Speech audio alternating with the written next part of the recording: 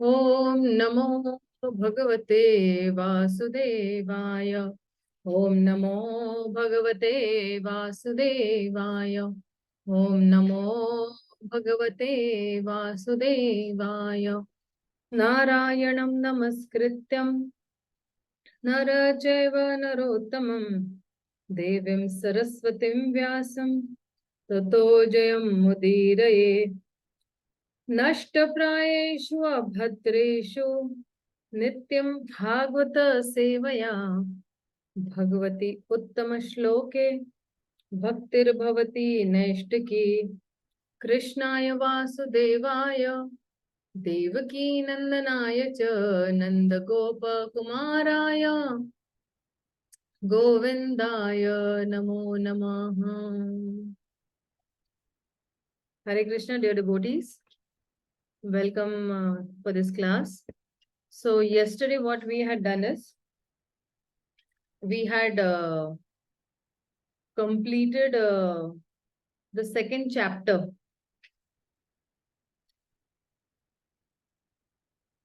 Did we complete? Yeah. We had completed the second chapter and we were supposed to move on to the third chapter. The Lord's pastimes out of Vrindavan. So, in the previous session, we saw the Lord's pastime inside Vrindavan. And now we'll see the Lord's pastimes out of Vrindavan. So Uddhava actually continues to narrate the pastimes of the Lord in Mathura and Dwarka. Let's check this out. Uddhav uvacha tata sa agatya puram swapitro chikirshaya sham baladeva samyutam nipatya tunga tripuyutha natham hatam vyakarashada vyasum vyasumo jasso vyaram. Sushil Prabhu, please read the translation and purport both. Hare Krishna. Translation.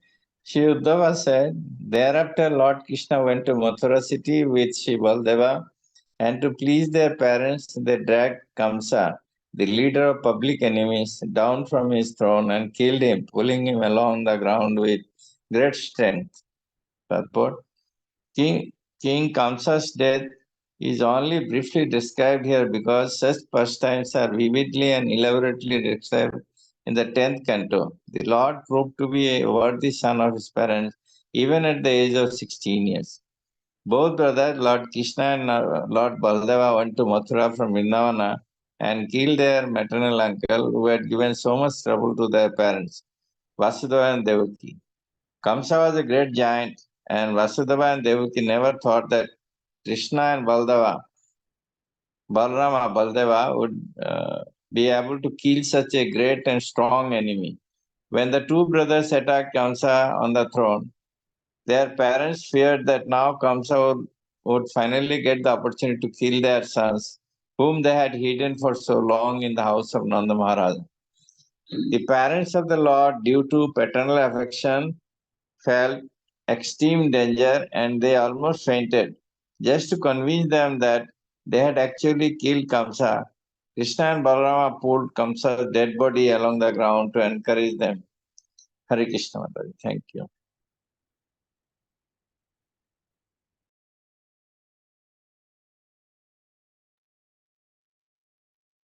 Hare Krishna Mataji. Thank you. I think you're on mute, Mataji. Thank you. Thank you, Prabhu. Thank you so much. So just to give happiness to their parents, what did Krishna and Balram do? They actually killed Kamsa and dragged actually Kamsa's body. And when Kamsa's body was dragged, then they were reassured that yes, okay, now Kamsa is dead as such. So this third chapter, it is actually describing the pastimes of Krishna in Mathura and Dwarka, like actually killing of the Kamsas and then the destruction of the Yadu dynasty is also described a little in brief. And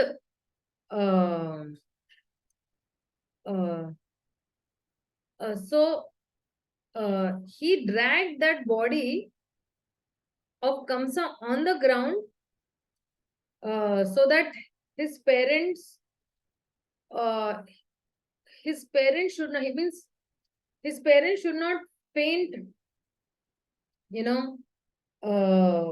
from thinking that okay, my children are in danger, or Krishna and Balram are in danger, and they thought that Krishna and Balram would get killed, but to prevent their parents from getting frightened, then that's why the body of Kamsa was dragged. And thus Krishna had no intention of dragging Kamsa's body. Okay. So ahead he says that, where did Krishna take his education from? Sandipane Sakrit Proktam Brahmaditya Savistaram Tasmai Pradadvaram Putram Mrutam Pancha Janodarat. Priyanka, please read this translation and purport both. Yes, Mataji, Hare Krishna. The Lord learned all the Vedas with their different branches simply by hearing them. Your voice is not clear and as if you are completely away from your instrument. Mataji, is it audible now? Is it fine? Very clear, crystal clear. Yeah. The translation, the Lord learned all the Vedas with their different branches simply by hearing them once from his teacher, Sandipani Muni, whom he rewarded by bringing back his dead son from the region of Yamalok. Purport: no one but the Supreme Lord can become well versed in all the branches of Vedic wisdom simply by hearing once from his teacher. Nor can anyone bring a dead body back to life after the soul has already gone to the region of Yamaraj. But Lord Krishna ventured to the planet of Yamaloka and found the dead son of his teacher and brought him back to his father as a reward for the instructions received. The Lord is constitutionally well versed in all the Vedas and yet to teach by example that everyone must go to learn the Vedas from an authorized teacher and must satisfy the teacher by service and reward. He himself adopted this system. The Lord offered his services to his teacher Sandipani Muni, and the Muni, knowing the power of the Lord, asked something which was impossible to be done by anyone else. The teacher asked that his beloved son who had died be brought back to him, and the Lord fulfilled the request. The Lord is not, therefore, an ingrate to anyone who renders him some sort of service. The devotees of the Lord who always engage in his loving service are never to be disappointed in the progressive march of devotional service. Thank you, Mataji. Hare Krishna. Hare Krishna. So, if you see over here, Krishna rewarded his teacher Sandipani Muni by bringing back his dead son from Yamaloka. So, actually, there is a small history to this also, that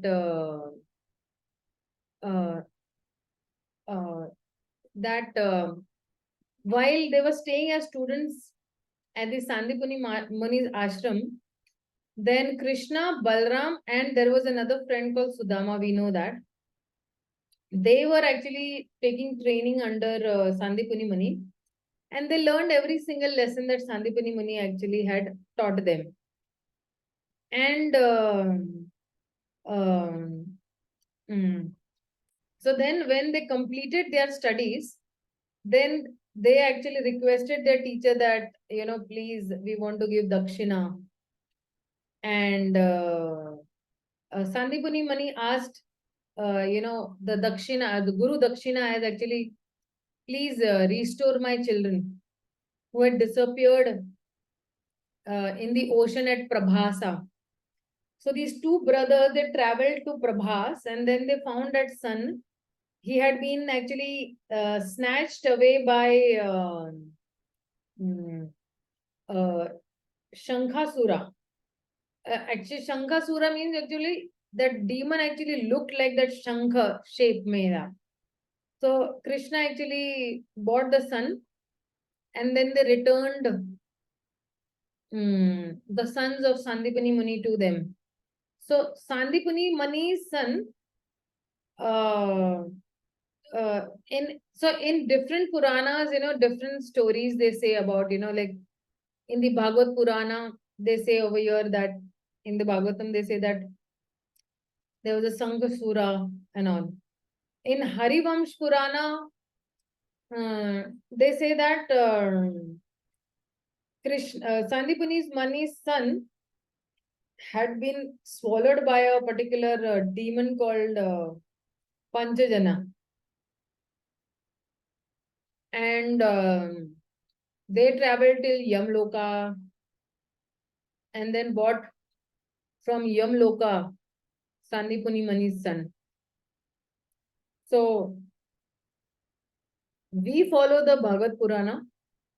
So we will follow this particular, story where, Krishna bought him from that Shankachura demon. So next he says that, the next is actually Krishna's marriage with Rukmini. And it says over here that Samahuta Bhishmaka Kanyaya Yedhi Shriya Savarnena Bubhushaya Yeshamaha Gandharva Vrittaya Mishtama Swabhagama Jahare Padam Mur Dhani Dadhat Suparnaha. Rupa Mataji, is it possible for you to read? Hare Krishna. Yes, Mataji. Yeah. Attracted by the beauty and fortune of Rukmini, the daughter of King Bhishmaka, many great princes and kings assembled to marry her. But Lord Krishna, stepping over the other hopeful candidates, carried her away as his own share, as Garuda carried away nectar. Purport. Princess Rukmini, the daughter of King Bhishmaka, was actually as attractive as fortune itself because she was as valuable as gold, both in color and in value. Since the goddess of fortune Lakshmi is the property of the Supreme Lord, Rukmini was actually meant for Lord Krishna. But Shishupala was selected as her bridegroom by Rukmini's elder brother, although King Bhishmaka wanted his daughter to be married to Krishna. Rukmini invited Krishna to take her away from the clutches of Shishupala. So when the bridegroom Shishupala came there with his party with the desire to marry Rukmini, Krishna all of a sudden swept her from the scene, stepping over the heads of all princes there, just as Garuda carried away nectar from the hands of the demons. This incident will be clearly explained in the 10th canto. Hare Krishna. Thank you, Mataji. So actually this basic story of Bhishma, he was the king of Vidarbha. And Bhishma had two children. One is Rukmi, the brother of Rukmini, and the other is Rukmini. So Bhishma had heard many stories of Krishna's valor, and he actually, in the inner core of his heart, he had really desired that Krishna should become my son-in-law. Just give me 1 second, okay?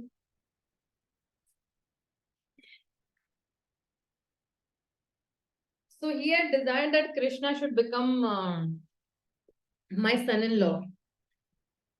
And Jarasan was actually, Jarasan was their, overlord. And he was Krishna's, cutter enemy. So now Rukmi was a friend of Kams. And he was a good alliance to Jarasandha. So he wanted his younger sister to marry Shishupal. So Krishna's cousin and this Jarasan was actually the prince of Chedi. So, Shishupal was the Shishupal was the prince of Chedi, and Jarasan favored the Shishupal. So Rukmini had heard many divine, what do you say, divine extraordinary valor of Krishna from her very much childhood. And she had actually set her heart on marrying Krishna only. So when she heard that my brother Rukmi has chosen Shishupal for my would-be, husband, so she actually thought that no, I should only marry Krishna. Either I will marry him or I'll die. So then, because she has been hearing from the Brahmanas right from her childhood about Krishna's different pastimes and about Krishna's form and how Krishna is, about Krishna's qualities and everything. So then what she did, she had sent a very wise old Brahmana called Sunanda to Krishna. And she wrote a letter to Krishna telling him that he was the only husband for her. And she asked if he could come and take her away. So she wrote to him that if he wouldn't, come and have her, she would actually give up her life.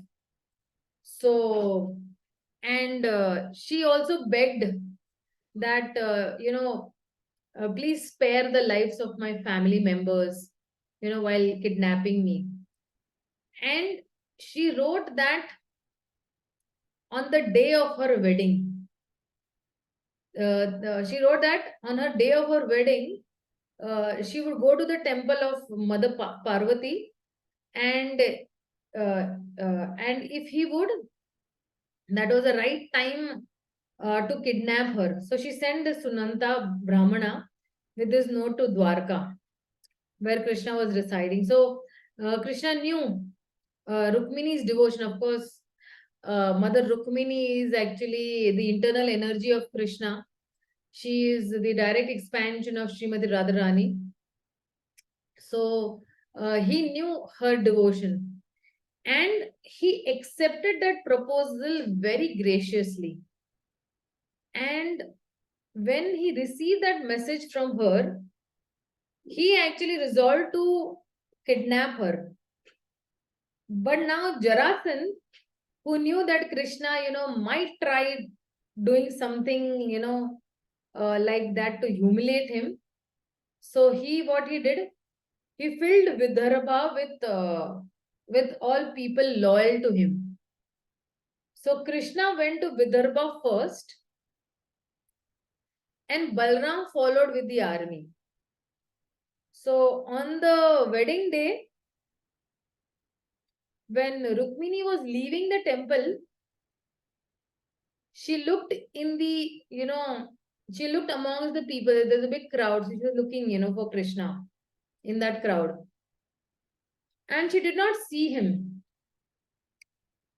And then as she was just about to climb her own chariot and leave that place, she felt that somebody is holding my hand from behind. And then who it was? It was Krishna. He lifted her into the chariot and speeded away, and he actually ran away with. And Jarasan over here was so furious. He railed, all his men, and he ordered them to chase Krishna. Jarasan's men are following, Krishna, but, Krishna, and Balram also came with the army in the outskirts of the city. So now Rukmi managed to go through this Balram's army and catch up with Krishna and Rukmini. And then he swore that he would not return to the city without his sister. He had taken a vow. So then Rukmi, fired an arrow at Krishna. But it did not make even a dent in Krishna's, body or that armor what it had. And then Krishna fired many arrows to Rukmi, which first, that those arrows, they killed Rukmi's horses. Then, his chariot was shattered, and Rukmi then picked up his bow again. But before he could actually, string his bow to the arrow, string the arrow to the bow, Krishna shot another arrow and he actually shattered Rukmi's bow also. Rukmi now was very mad. He was, rage, and he picked up his sword and he's running towards Krishna. And Krishna, fired another arrow, and he split Rukmi's sword also into two parts.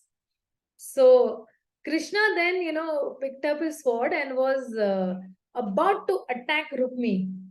But then, just at that point of time, Rukmini, she begged to Lord Krishna to please spare, her brother's life. And on Rukmini saying, Krishna then spared Rukmi. But what he did is, he cut half the hair of Rukmi, half the hair on the head of Rukmi, and half the mustache on his face. And this is a worst insult to the warrior. Worst insult a warrior could ever face. And then he left. And Krishna returned to Dwarka with Rukmini. And then Krishna made Rukmini, his bride. Now, of course,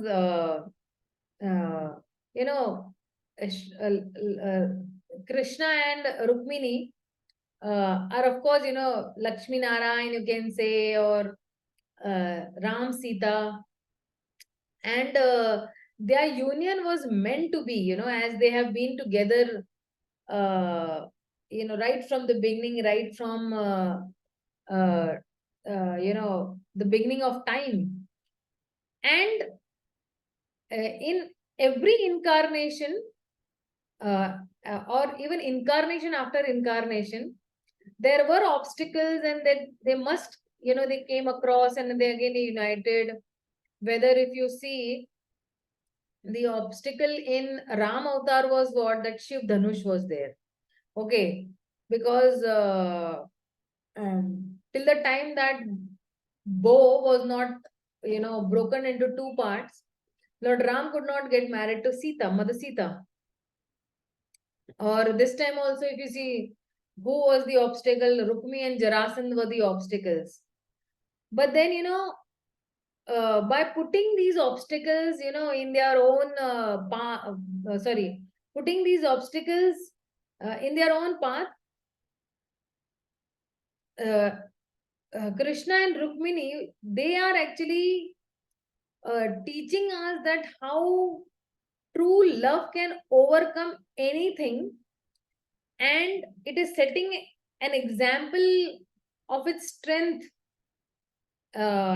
in each of their incarnations that they take. So, if you see another, interesting thing about this Leela is that how Rukmini was very sincere to Krishna's devotion. And she actually sent a very heartfelt message to Krishna in her own praise, that is called actually Rukmini Sandesh. This is there actually in the Bhagavatam 10th Canto and in Krishna book also. So it's a very beautiful poetry. They say that anybody who reads this poetry, that every day, okay, till the end of his life, that person will get Krishna as his husband. That is guaranteed. So, this Rukmini Stuti, it is there somewhere. Just let me actually, somewhere I have this Rukmini Stuti.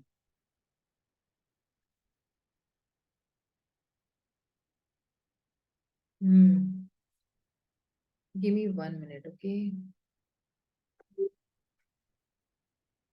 Because I really faintly remember long back I had read this Rukmini Stuti.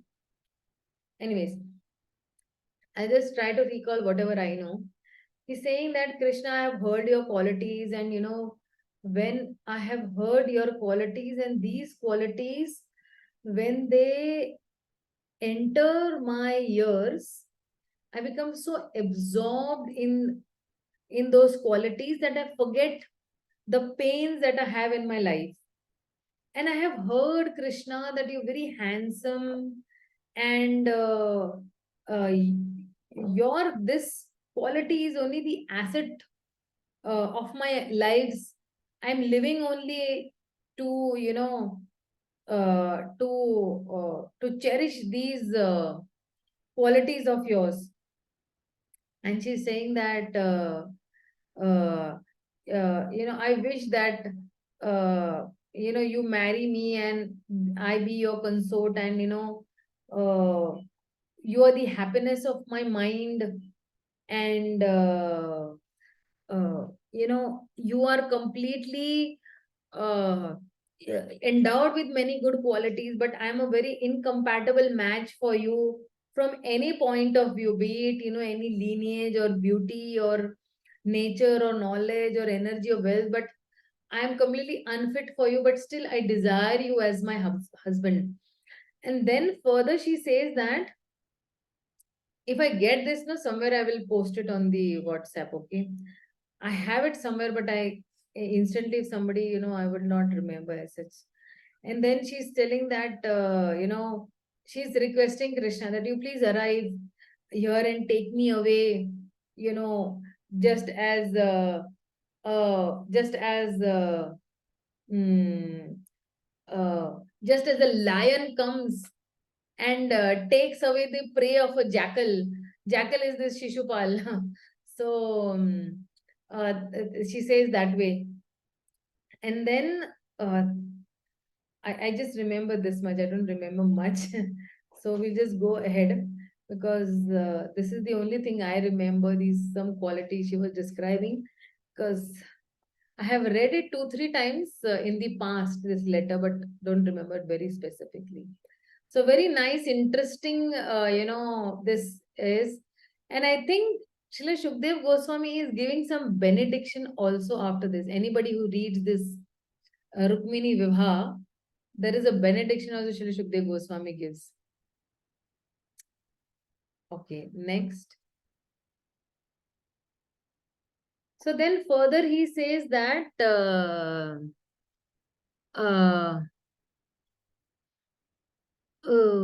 even so this is actually Krishna getting married to Rukmini. But now this fourth uh, fourth shloka is saying that he got married to another princess called Nagnajiti. Kakudmino avidhanaso damitva swayamvare nagnijitam uha tad भगनमानम् अपि गृह्यतो अज्ञान जग्ने अक्षतः शस्त्रभृत स्वशस्त्रे.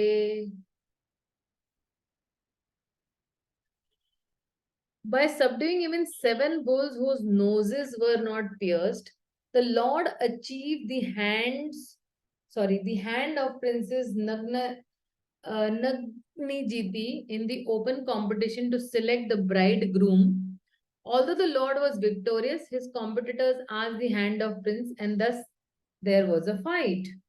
Well equipped with weapons, the Lord killed or wounded all of them, but he himself was not hurt. So, in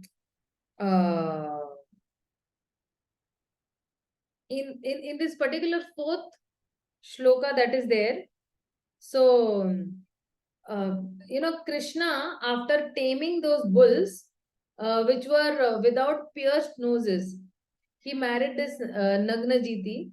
At this, there was a Swayamvar ceremony actually, and these bulls were covered with the blows of many weapons, and still Krishna remained uninjured, though with so many weapons and all, many kings were there trying to attack him. So so then Krishna, that's how Krishna actually possessed this princess called Nagnijiti. So this is one marriage of Krishna. And even before that actually,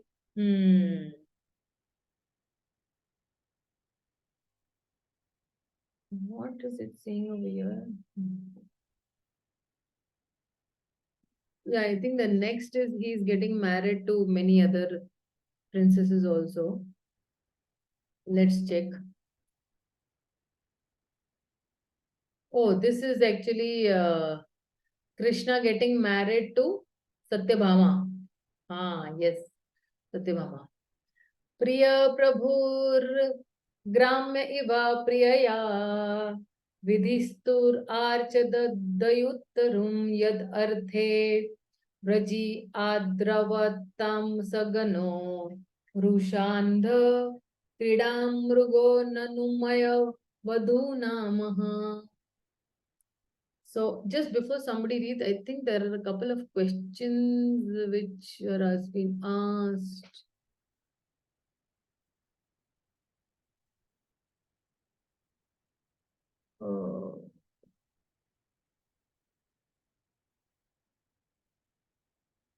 Yeah, but Priyanka, you've given me this blog, but I need to see the authenticity. Sometimes what happens now, we see a particular link, but this is not authorized. In the sense, the meanings are twisted and turned. इसलिए आप जब भी कुछ ढूंढते हो ना, तो उसके पीछे एक ISKCON लगा दिया करो नाम. So then what happens is that it becomes an authorized link, and then that the meaning is proper. Otherwise, sometimes now a hidden meaning might lead to somewhere else only. So I'll send the right link, okay? Is there any reason why Rukmini wanted her sister to get married to Lord Krishna? No, Rukmini never wanted. My question is there any reason why Rukmi wanted her sister not to get married to Lord Krishna, her brother? Hidden Is there a fight between Krishna and him, or is there something that's going on in the background? No. It's just that, see, what happens when two friends are there. Huh? So to make their friendship more stronger, Rukmi wanted that his, sister should get married to Jarasan. So what happens when the sister goes to a friend's house? Then what happens? Those relations become more strong, and then, of course, Rukmi also wanted to become a king in future. So all that territory also of Jarasan and all, whenever there is fight and then they have to go on wars and all now, then Jarasan and party, or Jarasan and all their other friends. So like that, the chain is there, the link keeps on growing. So that is why he wanted to get married to Shishupal. And because Shishupal, Jarasan, all these were crooked people. So when you associate with one crooked person, that crooked person will also have another crooked person as his friend. So that's how a gang of crooked people get together that way. And their ultimate aim is what? To acquire more and more kingdoms and bring them under their control. So if one king is going and waging a war on another kingdom, then these two people will come and help Rukmi. So just for that only, Rukmi wanted that way. I think Rukmi has a past also. That why he was inimical towards Krishna. There is some history also. I'll find out and I'll tell you. And if I remember, there is a past. Okay, yeah. I think Rupa Mataji, you only read this translation. And purport both. My dear Lord Nrsimhadeva, I see there are many saintly persons indeed, but they are interested only in their own deliverance. Not caring for the big cities and towns, they go to the Himalayas or the forest to meditate with vows of silence, Mauna Vrata. They are not interested in delivering others. As for me, however, I do not wish to be liberated alone, leaving aside all these poor fools and rascals. I know that without Krishna consciousness, Oh, I think we're reading some wrong. Different one. Yeah. I was thinking from Rukmini's chapter, how did Lord Narsimha 7th canto? I was thinking, how did Lord Narsimha all of a sudden appear? I was thinking because I was thinking from Rukmini, then Satyabhama you're saying, right? So I was thinking maybe his pastimes of marriages they're telling about. Just now I read the shloka was something different. So, okay. Yeah, read Mataji. Just to please his dear wife, the Lord brought back the pra, prari, Parijata. Parijata tree from heaven, just as an ordinary husband would do. But Indra, the king of heaven, induced by his wife's henpecked as he was, ran after the Lord with full force to fight him. Purport. The Lord once went to the heavenly planet to present an earring to Aditi, the mother of the demigods, and his wife Satyabhama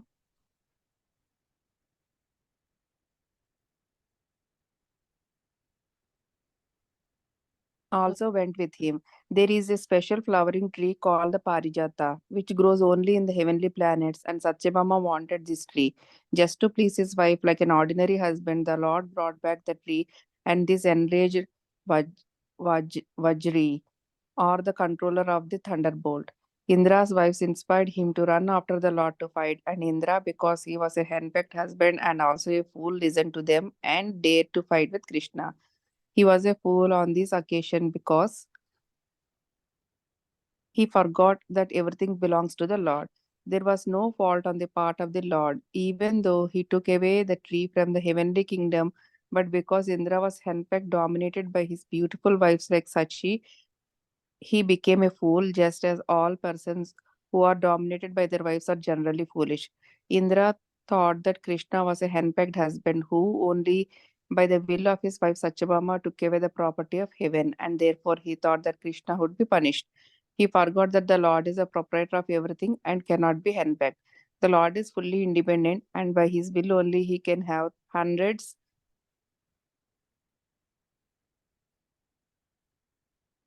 and thousands of wives like Satyabhama. He was not therefore attached to Satyabhama because she was a beautiful wife, but he was pleased with her devotional service and thus wanted to reciprocate the unalloyed devotion of his devotee. Hare Krishna. Yeah, Hare Krishna Mataji.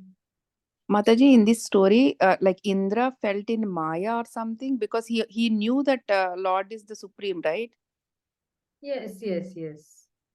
But then how Krishna come? keeps on forgetting actually most of the times that Krishna is the supreme, and Krishna is only the ultimate supreme personality of Godhead.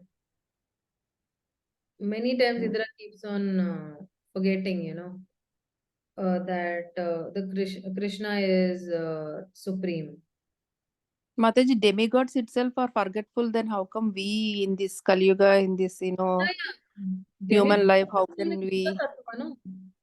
See, demigods are coming under Jiva Tattva. They're still under living entities only.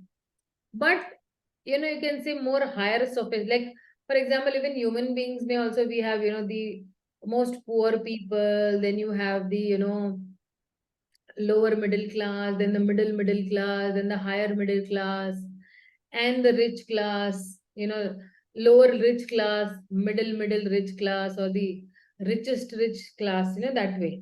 There are gradations. So, like that also, in living entities also there are gradations over there.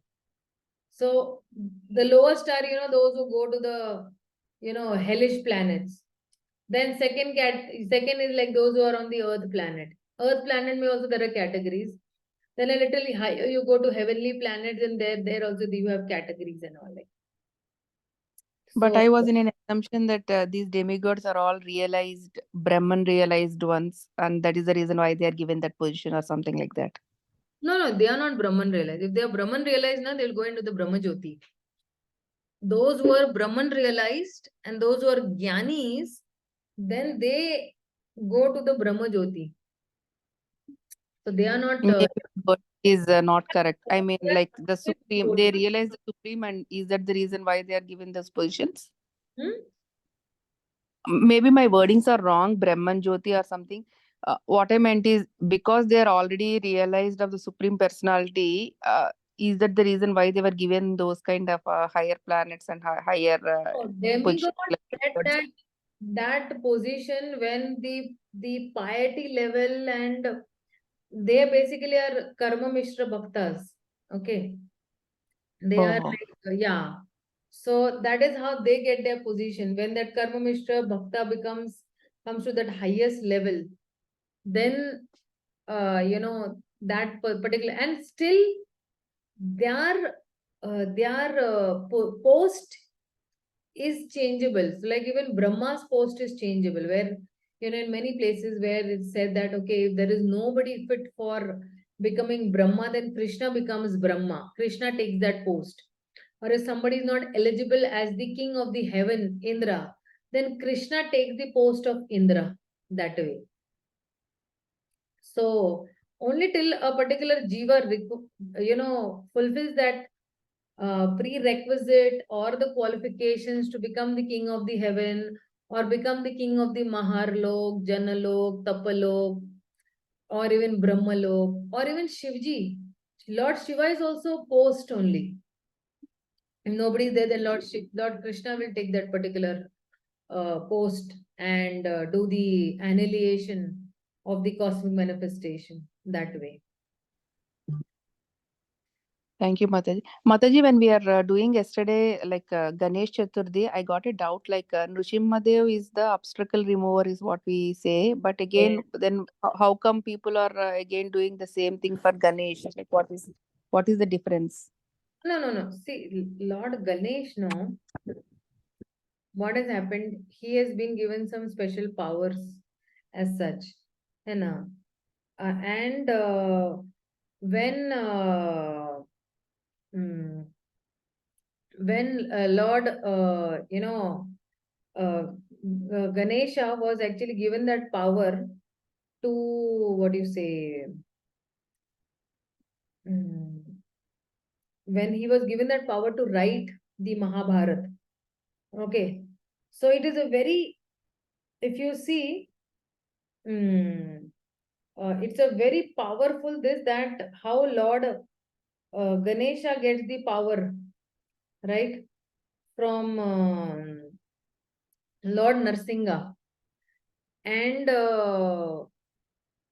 there is one pastime, I don't remember that pastime too much, but there is one, pastime where Lord Ganesha is deriving, no, he's deriving that power to destroy all these, obstacles by worshipping the lotus feet of Narsingh Dev only. And even in the Bhakti Rasamrit Sindhu also, Srila Rupa Goswami says that all the devotees should worship Lord Ganesha in order to have their pathway towards devotional service to Radha and Krishna cleared of all impediments. So when we are worshipping Lord Ganesha, we should think that he is a Vaishnava and he is on a higher position than us, and he has got all the he's got all the powers to destroy all the impediments from our life from Lord Narasimha Dev only. So when you pray to Ganesh for material advancement, and what happens? Our materialistic bonds get deepened, and still we are not free, right? But if we want to attain the highest perfection of human life, that is serving the Supreme Lord Krishna, then we can pray to Lord Ganesha to have that path cleared towards devotional service to Radha and Krishna. So and that's how all these impediments get cleared. So even Prabhupada, at many times on Ganesha, he has written many letters. He has said that so far Ganesha is concerned, it is not necessary that it should be done on a regular basis. If you like, you can pray to Ganpati for removing the obstacles or impediments on the path of Krishna consciousness. That only you can do if you like. And then Prabhupada has said a strict no for he said that Ganesh Puja may not be performed and it need not be done, because when we are worshipping Lord Krishna, when we are watering the root of the tree, then there is no need to water the leaves and the fruits and the flowers, independently. So this is what Prabhupada said, that he's saying that Krishna is the origin of the universal form. So then he's saying that I don't encourage you to worship Ganesha, because it is not required, it is not necessary, but you simply worship Krishna, you perform nice devotional service to Krishna, and all the other demigods will become automatically, pleased with you. How? Because these demigods, KB Swami, or the master, is actually Lord Krishna. And uh, uh, uh, and when the demigods will see that you're worshipping their master so nicely, they will give you blessings. They will always keep on giving you blessings. And how are these demigods giving us blessings? Do you know that? In the morning when we are chanting, so what happens is these demigods are moving around. They keep on moving around. And when we are chanting and they see us chanting, what they do? They give us blessings. Oh, you're worshipping Krishna. Yes, yes, we give you blessings. That please go ahead and worship more nicely. And that is why, if you see, we Krishna conscious people, most of them will not have so many obstacles in our life. The so-called obstacles also may seem obstacles, but those obstacles are for getting us more closer to Krishna, getting us to intensify our devotional service towards Krishna. So this that they will look seemingly obstacles, but they are not actually obstacles, but they are the stepping stones towards a more solid foundation to our devotional service. So that is why this is Prabhupada's verdict on Ganesh Puja, Mataji. And of course, I remember that the first Discover Yourself course that I had attended in my life was, in my society, the Hare Krishna devotees had come and they had conducted a 7-day DY session just inside the Ganpati temple that was there in our society. So there was one Ganpati temple in our society, and just bang opposite to our society was, you can say a multi demigod temple with Lord Krishna also in the center. So we had Lord Krishna over there. We had Lord Ganpati, Lord Shiva, Mother Durga, Sai Baba, and a couple of more, demigods we had. So they had come and they had actually done that Diva session over there in that Ganpati temple. And very faithfully we had attended that Diva session. My mother had attended. And then the first 2 days, I think she attended, and then she called us also to actually see that Diva session. And then another Diva session was happening just 5 minutes away from our home at Her Grace Jana Mataji's place. So then we attended that also, and that's how we got connected in Krishna consciousness to that Diva. But then I felt that Lord Ganesha was giving that blessings, that yes, this, because I remember whenever we used to go to Lord Ganesha, or we had those 10 days of Ganesh Puja. Of course, these are the days of when we have this Ganesh Puja. So there is a mantra of last in the Aarti, there is a mantra, it says Hare Krishna, Krishna Krishna, Hare Hare, Hare Ram, Ram Ram, Hare Hare. And we used to enjoy singing that Hare Krishna Mahamantra. Of course, that mantra was in reverse mantra. They used to say Hare Ram, Ram Ram, Hare Hare, Hare Krishna, Krishna Krishna, Hare Hare. So right from childhood, we have been, seeing that And that's how I think Lord Ganesha has blessed us into the Krishna conscious movement, and we are very indebted to Lord Ganesha that he gave us the perfect path and way where we could perfect ourselves and get out of this material world and perfect our lives somehow or the other. So, yeah. So then coming to this particular shloka, there is an explanation again for this also, that how did Krishna's and Satyabhama's marriage take place. So again, the first wife was Satyabhama, and the first wife was Rukmini, and and Krishna the second wife was the Nagnajiti, and then the third wife is Satyabhama. Again, the fourth wife is Jamvati. So she actually had a very strong will.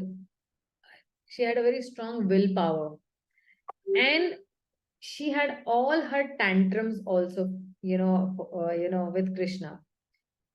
And Satyabhama is the incarnation of Devi, Mother Earth. So Satyabhama is the daughter of Satrajit. And Satrajit is that person who had this Samantaka jewel, right? Yeah, second wife's name is this only, what we saw in the previous shloka, Nagnajiti, right? So he had this Samantaka jewel, and Satrajit, who had actually got this jewel from, Suryadev, and he would not leave that jewel even for a moment. So and see, Satrajit did not give this jewel to Krishna, who is actually the king of Dwarka. And he said that no, it will be safe with me only. Let it be with me only. And then this brother of Satrajit, he went out hunting, wearing this jewel, but actually he was killed by a lion. So then Jamvan, if you know, in Ramayana, there was this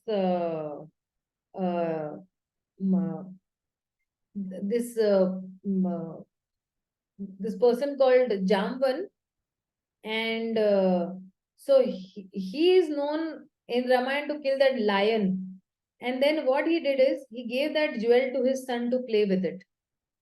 So then with Prasena, when he came to know, he did not return. And then Satrajit, he was falsely giving that blame to Krishna that you killed, Prasenana, and for the sake of that you wanted that jewel, and that's why you killed him and all this. So then now actually he's blaming Krishna. There's a stain on Krishna. So then now to remove that, Krishna actually went out to search that jewel in the forest.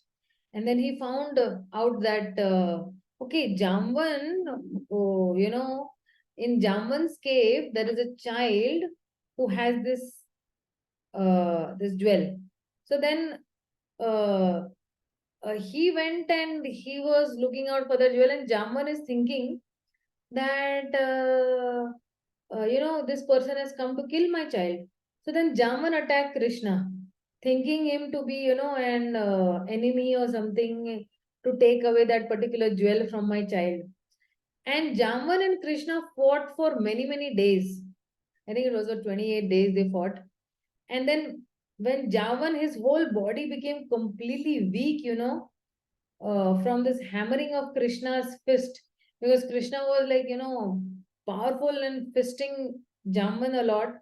And then he's saying that he finally actually realized that nobody can be so powerful other than, my own Lord Ram.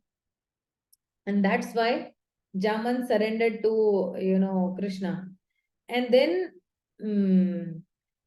because he was repenting a lot in his heart that I have fought with my own Lord only. So then Jaman gave that jewel to Krishna. And then Jamban gave even Jamvati, his own daughter, in marriage. And then Krishna returned with that jewel to Satyajit. And then again, Satyajit is also repenting that why did I blame or give a false, blame to Krishna. And that's how what he did is he gave that jewel also to Krishna, and again he gave that daughter also to Krishna. And his daughter's name is Satyabhama. So then Krishna again accepted Satyabhama also as his wife, but he said that no, I don't want this jewel. So that's how. Then that's how Krishna and Satyabhama got married, and Krishna and Jamati also got married. So with one arrow, he shot two different things. So with one jewel, because of that one jewel, he got married with two beautiful princesses. So when so Satyabhama's nature is actually very, very, what do you say? A very, as I previously told that, she used to get angry a little faster also, and she used to throw a lot of tantrums on Krishna. And Krishna also used to, love her, and he used to fulfill all her desires also. So one day when Krishna and Satyabhama, they were fighting, with Narkasur's armies. So this Narkasur was actually a demon, and he was ruling some place, which I really don't remember the name.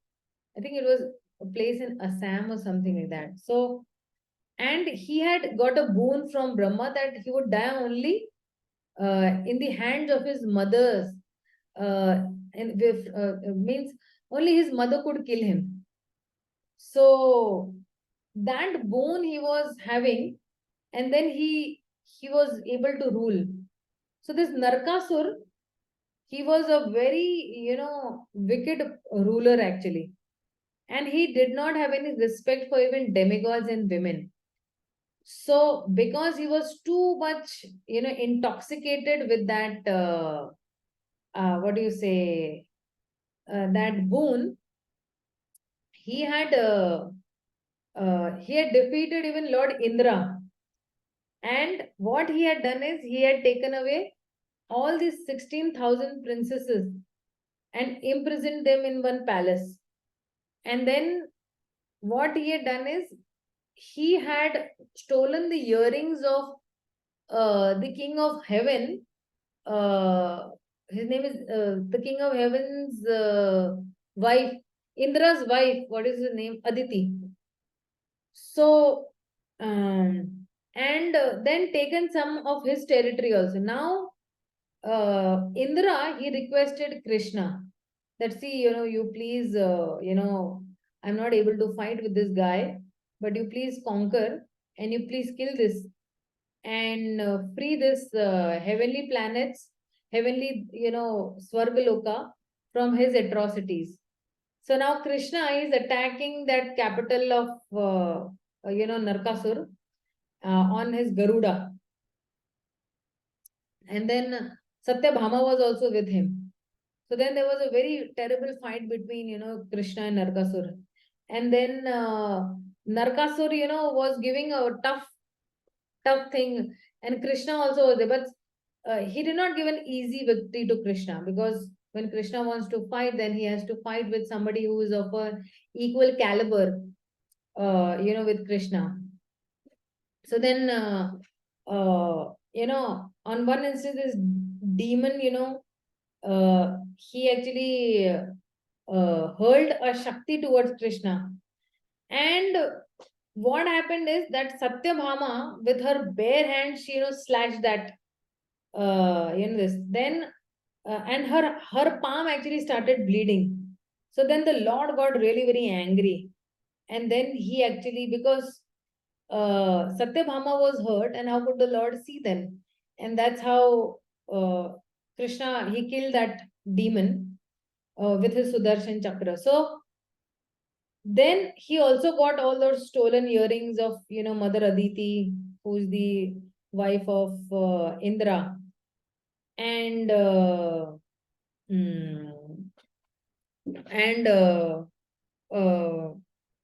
Aditi was actually pleased by Satyabhama's dedication towards her husband, because she had also equally come. And then Aditi, she gave her a boon of staying young and beautiful forever.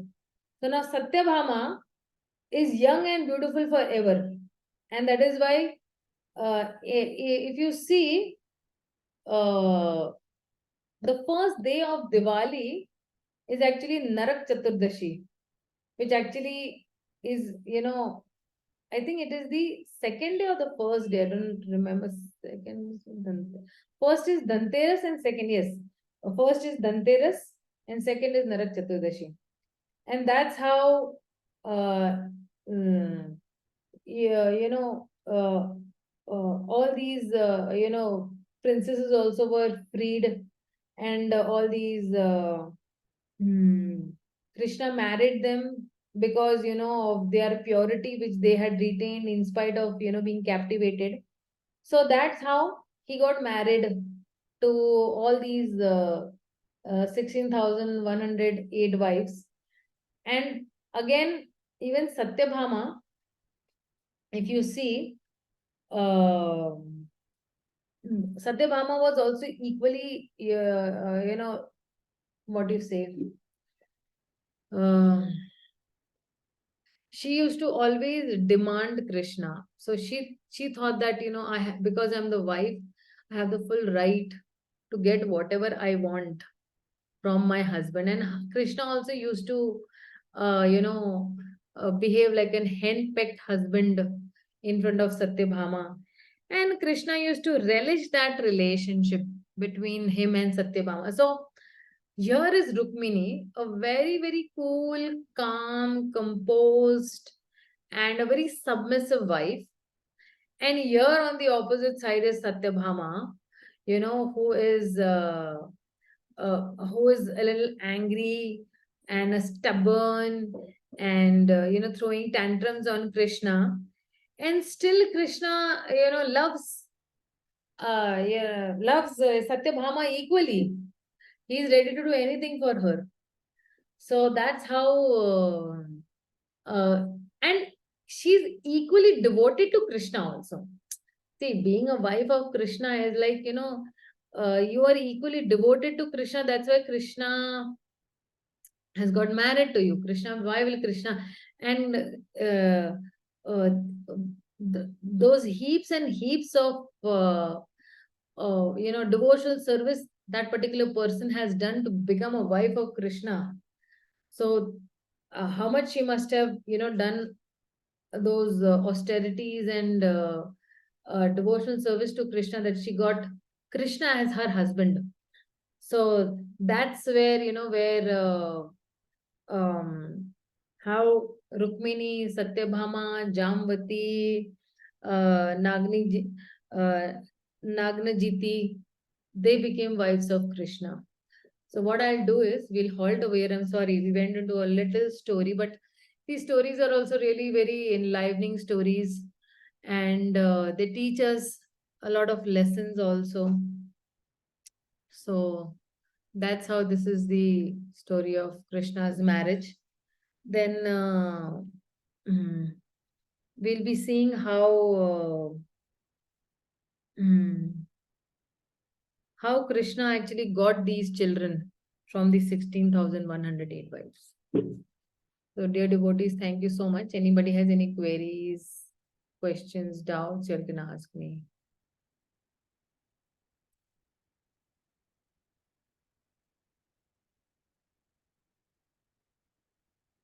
Mataji, how many total wives, Mataji? Count.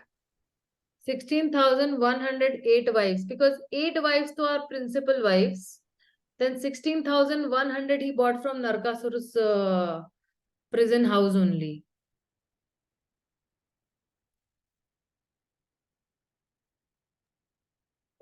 Anybody else has any question? Doubts? Okay. Śrīmad-Bhāgavatam ki jai, Śrīla Prabhupada ki jai, Gaur Bhakta Vrinda ki jai, Hare Krishna. Sadhu, Dandavat Pranam. Dhanavad.